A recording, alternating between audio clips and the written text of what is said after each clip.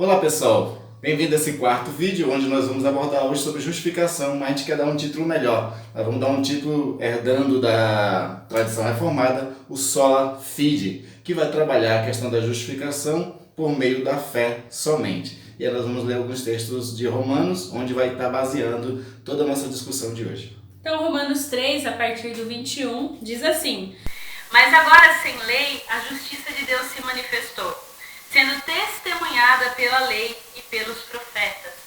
É a justiça de Deus mediante a fé em Jesus Cristo para todos e sobre todos os que creem, porque não há distinção, pois todos pecaram e carecem da glória de Deus, sendo justificados gratuitamente por sua graça, mediante a redenção que há em Cristo Jesus. Depois no 4, verso 16, que diz assim: Essa é a razão porque provém da fé, para que seja segundo a graça, a fim de que a promessa seja garantida para toda a descendência, não somente a descendência que está no regime da lei, mas também a descendência que tem a fé que Abraão teve, porque Abraão é pai de todos. No vídeo anterior, nós abordamos que a ira de Deus estava sobre toda a humanidade, seja judeus, seja não-judeus. Os não-judeus, eles compreendiam a ética de Deus, o padrão moral de Deus, porque foi plantado no seu coração, e também toda a criação revelava um ser criador, que é esse ser que tem um padrão, né, de bondade, de misericórdia, de graça, mas também de justiça.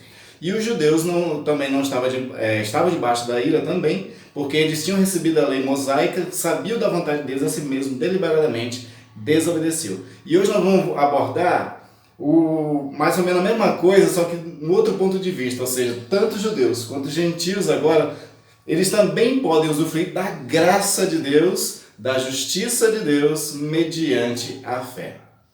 Exato, é interessante essa questão da justiça, né? Lembrando que justiça, talvez a gente faça às vezes até tenha dificuldade no termo, né? Mas é interessante que quando a gente pensa em Deus, Deus é justo, a justiça de Deus é retidão, é santidade. Até a gente recebeu alguns recados, alguns feedbacks de algumas pessoas lembrando isso, então eu queria agradecer aí o pessoal que mandou textos pra gente pensar sobre isso, né? Então, assim, Deus é justo e Deus julgará o mundo com justiça. Exatamente. E aí a gente vê no nosso texto, então, que todos pecaram. Todos pecaram. Todos carecem da glória de Deus. Todos carecem da glória glória de Deus. E agora? Agora tem que contar com a misericórdia de Deus, e Ele deu recursos para que a gente possa alcançar uma justificação dentro do seu padrão de justiça. Eu acho que é interessante pensar, né, quando a gente pensa em justiça, não tem como a gente não fugir da questão jurídica da coisa, Sim. né? De assim, já que existe um Deus reto, existe um Deus santo, o pecado fere a justiça e a retidão de Deus. Diante disso, então, todo pecado deve ser castigado. Toda a raça humana deve ser castigada. Tem até uma ilustração que diz assim, né? Se a gente colocasse a humanidade no banco dos réus, Deus, como justo juiz, olharia para a humanidade e diria culpada. Culpados, todos culpados.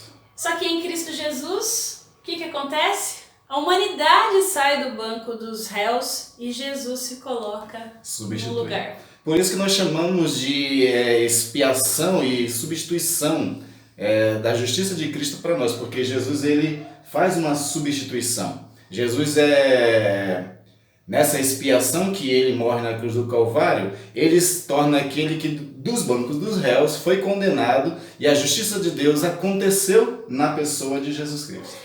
É interessante isso porque ele fala assim, se Deus é somente dos judeus, né? Não é também dos gentios, então assim, ele coloca agora todos dentro de um único pacote. Tipo assim, se antes era apenas aqueles que conheciam a lei, que é o que o final do versículo que a gente leu, né, fala da lei, depois ela fala assim, mas aqueles que pela fé também estão debaixo agora, né, dessa misericórdia, isso, né? E isso é legal que ela está abordando, porque uma vez que agora que não existe um artifício nem para judeus nem para gentios alcançar a salvação fora da pessoa de Jesus. Então, se Jesus se tornou aquela propiciação, aquela substituição para todos os que eram culpados, então não só o judeu vai ter o benefício disso, todos vão ter, inclusive os gentios, porque basta um único quesito para que a gente consiga essa justificação, consiga essa misericórdia e graça de Deus, que é a fé. Essa questão da justificação, né, antes até da gente entrar nesse quesito da fé, propriamente dito, mas eu acho que é interessante porque você vai ver que Romanos 3, ele vai tratar assim o evangelho de uma forma tão clara, né, porque ele vai juntar, todos estão debaixo desse juízo, em Cristo todos agora recebem a fonte de salvação, a graça de Deus é sobre todos. Então aí a gente tem o novo status, digamos assim, né, do ser humano diante de Deus, que é considerado justo por causa da obra de Cristo Jesus. E aí a gente vê que então nós somos libertos do pecado, ou seja, a redenção, quando nós pensamos em redenção, é o quê? É todo o juízo que existia sobre o pecado. Exatamente. E qual era o juízo? A morte. A morte eterna. A morte eterna. Então agora a gente também não sofre mais o castigo que o pecado também impunha a todos nós. Não quer dizer que a gente não vai morrer fisicamente, né? Lembrando outro texto de Paulo que não está em Romana, mas ele vai falar sobre essa questão dos castigos, assim, o castigo que nos traz a paz estava sobre Jesus. Então, o castigo aconteceu. Só que foi na pessoa de Jesus Cristo.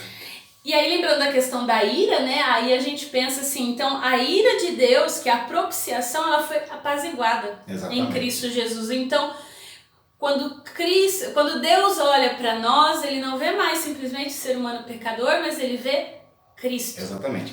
Ou então, usando uma outra analogia lá do Antigo Testamento, em Êxodo, quando foi estabelecida a Páscoa, você vai lembrar que nas 10 pragas do Egito, a última praga era a morte dos primogênitos que moravam sobre o Egito. Exato. Só que daquela casa onde colocasse o sangue de um cordeiro morto nos umbrais da porta, a morte não matava quem estava na casa, porque o anjo estava vendo o sangue do cordeiro.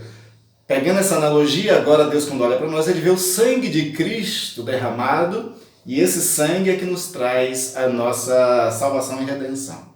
É maravilhoso isso, porque aí você entende a graça de Deus expressa pela misericórdia. Aí você percebe que é sempre um movimento de Deus, é um movimento monergista, porque Deus olha para nós, vê numa situação onde nós não tínhamos defesa, apesar de várias pessoas, e aí a gente vê, por exemplo, a gente falou de Lutero no primeiro vídeo, né? Ele lá desesperado, se confessando várias vezes, buscando uma justiça própria. A gente tem muitas pessoas hoje que buscam, eu vou fazer tudo certo, correto, porque Deus vai me ver, eu sou bonzinho, eu tenho um bom coração. Mas não funciona assim. Né? Então, a gente vê que a graça de Deus expressa agora em Cristo Jesus não depende mais das minhas obras, do que eu faça, porque Cristo fez tudo. Exatamente. E aí tem uma coisa muito importante que você falou, que é o monergismo. Vamos esclarecer, e isso é um resgate que a gente precisa de vez em quando estar fazendo. Monergismo é a teologia reformada, onde defende que a ação de salvação parte de um único ser, mono, que no caso é Deus. Mas existe também na história da teologia cristã uma outra concepção que é chamada de sinergismo. O sinergismo acredita e professa a ideia de que Deus nos salva, mas tem que ter uma cooperação nossa. A gente responde, né? E aí é interessante porque Paulo começa falando, se você pega os textos de Paulo, você observa que ele, vamos defender aqui a nossa, puxar a brasa para a nossa sardinha. Paulo defende pelo menos os textos que nós estamos vendo, uma posição monergística. Agostinho vai defender a mesma coisa, só que depois dele, essa teologia ela meio que morre, fica oficialmente na cristandade uma teologia mais sinergística, a reforma resgata, que é a consola fide, só que hoje, de novo, nós temos essas duas teologias aí caminhando, uma igreja defendendo, conflitando, e a gente tem as guerras teológicas que acontecem nas redes sociais. E por que essa ideia do monergismo? Porque assim, eu trouxe ela para discussão, porque a fé, segundo Paulo, é dom de Deus. Exatamente. E se ela é presente de Deus, não sou eu que quero acreditar que Cristo me salvou, é Ele quem executa no meu coração o crer que Ele me salvou. Exatamente. Aí vamos usar a linguagem de hoje.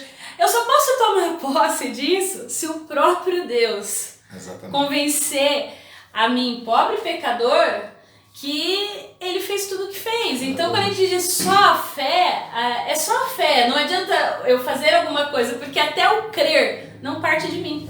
Uma prova disso está em Atos capítulo 16, onde Paulo e Silas estão pregando e aparece uma referência muito interessante na conversão de Lídia. O texto diz que o Espírito Santo colocou fé no coração de Lídia para que ela cresce na pregação de Paulo. E aí Paulo vai em Efésio dizer isso, que a fé é esse dom de Deus, dado pelo próprio Deus, não vem de nós, para que a gente não se gloriasse, a gente não achasse que a gente tem mérito nisso. O mérito sempre é da parte de Deus e de Jesus que morreu em nosso lugar. E aí a gente parte de outro pressuposto, né, que a fé vem pelo ouvir, o ouvir da palavra de Deus. Então, assim, eu costumo dizer, né, quando tem algumas pessoas que falam assim, ora por fulano pela conversão. Eu peço para Deus, eu oro pedindo, Senhor, levante uma pessoa para pregar para essa pessoa, para que o teu Espírito a convença, né?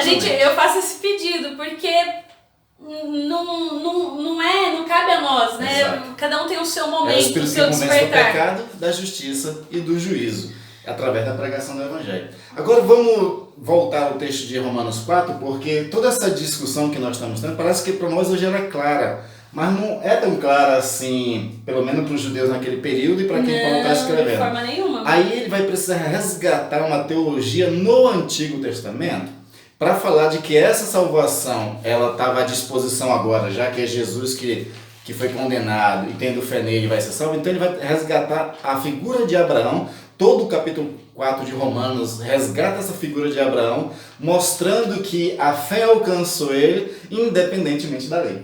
Exatamente, até por ser antes da lei, Exatamente. né? Isso que é maravilhoso, a gente vê que a salvação e a graça de Deus é expresso muito antes da lei. E eu particularmente entendo a lei como uma expressão também da graça, do amor de Deus. É de mais de 400 anos antes de Moisés, né? E aí Paulo faz a pergunta muito interessante em Romanos capítulo 4, que diz assim, Abraão foi justificado por que lei? A das obras?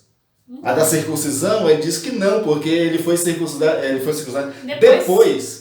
E aí eu acho um texto muito bonito que diz assim, que a circuncisão na verdade veio como um selo, um sinal, né? Um selo da justiça. Aí é aquela pressuposto nessa, né? É a forma visível da graça invisível que é operada no coração, né? Nascer. Como funciona o batismo. O batismo é uma confirmação somente da nossa conversão, da nossa fé em Cristo Jesus. Ninguém vai ser salvo por ser batizado. Vai ser salvo pela fé. Aí você batiza para confirmar, ou como nós chamamos no presbiterianismo, na reforma, de você professar a fé através desse batismo. Né? Exatamente, por isso que, por exemplo, nós presbiterianos batizamos as crianças, nós batizamos pela fé, de que elas vão crer, vão seguir esse caminho e professar Jesus como Senhor e Salvador das suas vidas. E, principalmente resgatando um texto de Coríntios, né? Tem um texto de Coríntios que eu acho muito bonito, porque ele diz assim que a mulher crente, ela santifica o marido crente, o marido descrente, para que os filhos sejam santos no Senhor. Se a mulher crente santifica o filho, então por que a gente nega o batismo? Essa é uma discussão que com certeza vai ser. Vale a pena resgatar esse texto, vale a pena você depois buscar esse texto lá em Coríntios, não vamos lembrar agora qual capítulo, mas que ele fala sobre isso, de que também o marido crente e a mulher descrente, eles se tornam santos para que os filhos sejam santos no Senhor. E as crianças, se elas são santas no Senhor e delas pertence o reino dos céus, é por isso que nós acreditamos que a gente dá o selo, né, da conversão à criança, né, porque o batismo é comparado à circuncisão. Sim. Né? Assim como Abraão foi circuncidado como um selo, como um sinal da fé que ele teve antes, então cabia muito bem isso. E isso é uma riqueza de uma sabedoria de Deus que Paulo vai estar resgatando. Né? Isso é bonito de a gente começar a compreender esses textos. Né? E aí você vê que a gente começa a ver isso através da justificação, porque parece que assim, a princípio parece algo tão simples hoje pra gente, tanto tempo depois, né, da reforma e ou mesmo da carta de Paulo aos Romanos, mas a gente vê que assim, ainda existe dificuldade, complicações, e aqui a gente não quer excluir quem crê diferente. Sim. Não é isso, que tem uma interpretação diferente do texto, né? A gente faz a nossa leitura, exato, a nossa leitura como presbiterianos, enfim, né?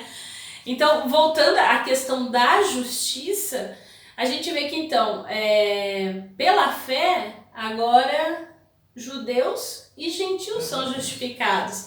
A circuncisão, para aquele que ainda é judeu, ainda existia, e a gente vai ver que ainda vai ter os enclaves, né? Os chamados concílios, depois em Atos, Exato. falando sobre isso e toda essa questão, né?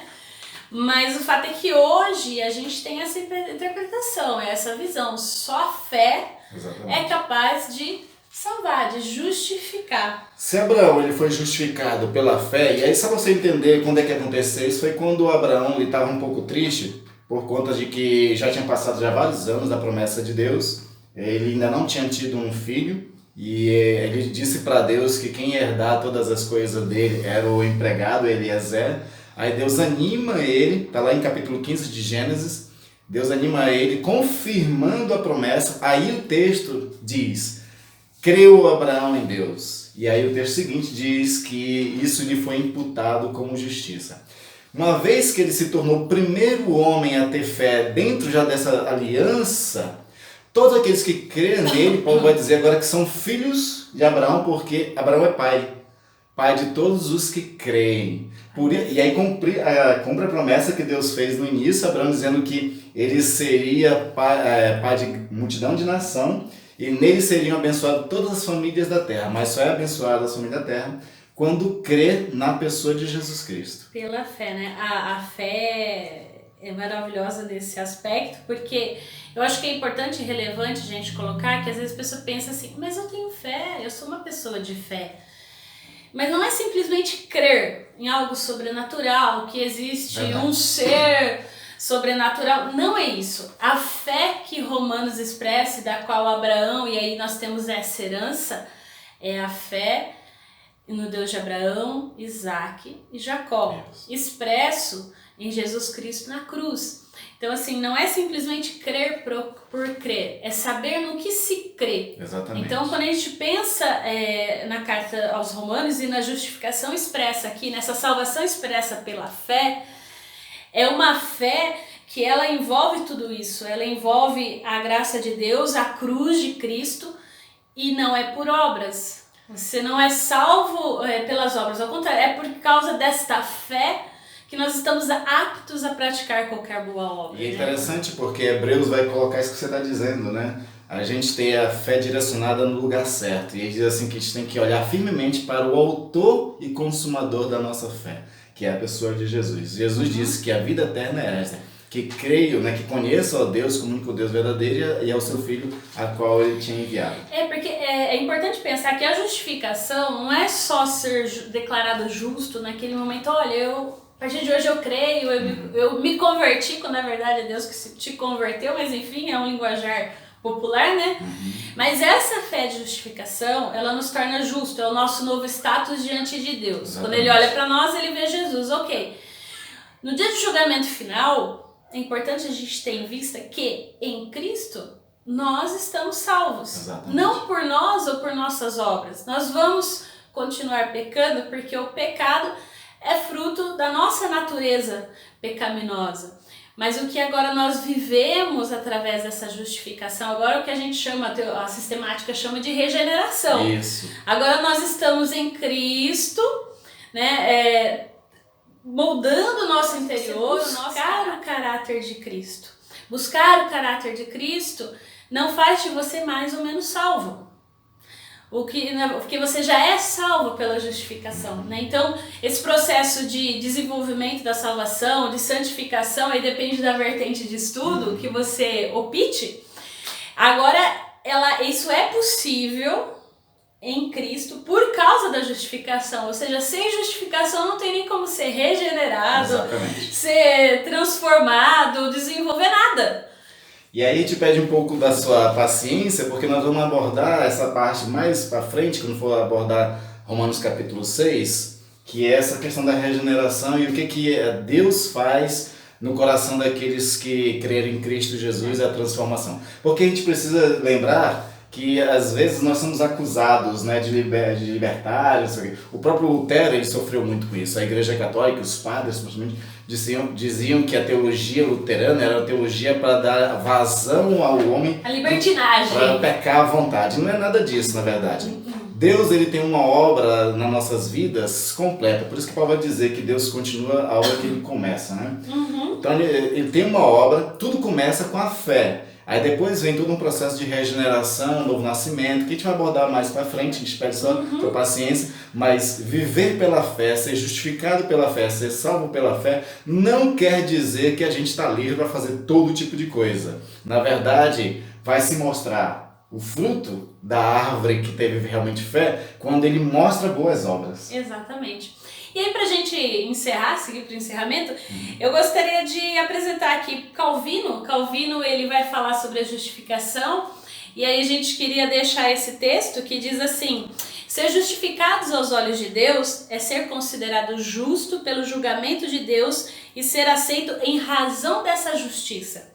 A pessoa que é justificada pela fé é alguém que, a parte da justiça das obras, tomou posse da justiça de Cristo pela fé. E tendo sido revestido por essa justiça, aparece aos olhos de Deus não como pecador, mas como justo. Isso. Leia o capítulo 4 todo de Romanos, e se você ficar com alguma dúvida de algum versículo, coloca nos comentários e a gente vai procurar responder, né?